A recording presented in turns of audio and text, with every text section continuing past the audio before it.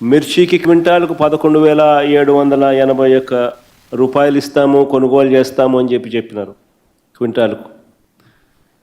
ఆశ్చర్యం కలిగించే విషయం ఏంటంటే ₹1 ఇవ్వాల.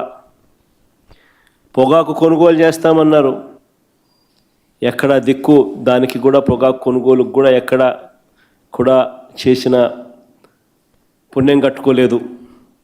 మామిడికి ₹12 కొనుగోలు చేస్తామన్నారు కిలోకు, ఒక రైతుకు మంచి చేయలేదు. ఉల్లికి క్వింటాలకు 1200తో కొనుగోలు చేస్తామని చెప్పినారు, చేతులు ఎత్తేసారు. తర్వాత హెక్టారుకు 50,000 ఇస్తామన్నారు, అది ఇచ్చిన పుణ్యం కూడా వీళ్ళు కట్టుకోలేదు ఎప్పుడు. సో అన్ని రకాల కూడా ఈ క్రాప్ అన్నది నీరుగార్చేశారు. ఆర్బీకేలు అన్నది నిర్వీర్యం చేసేశారు. ఇన్పుట్ సబ్సిడీ ఇచ్చే కార్యక్రమాలు పట్టించుకున్న పరిస్థితుల్లో లేవు. ఉచిత పంటల బీమా ఎత్తేసినారు.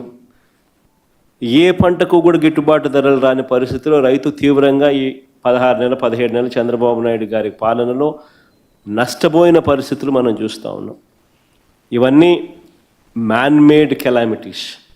నిజంగా ఉచిత పంటల బీమా చూస్తే మన హయాంలో అప్పట్లో దాదాపుగా గమనించినట్టయితే మన హయాంలో 7,800 కోట్ల రూపాయలు ఉచిత పంటల బీమా కింద మనమే ప్రభుత్వం తరపునే మనమే రైతులు రూపాయి కట్టాల్సిన పని లేకుండా మనమే ప్రతి ఎకరాకు ఈ క్రాప్ చేసి 54,55,000 మంది రైతులకు తోడుగా నిలబడుతూ దాదాపుగా 7,802 కోట్ల రూపాయలు మనం ఖర్చు చేసి మనం రైతులకు ఇన్సూరెన్స్ సొమ్ము ఇప్పించగలిగాం. ఈరోజు పరిస్థితి ఇంత దారుణంగా ఉంది.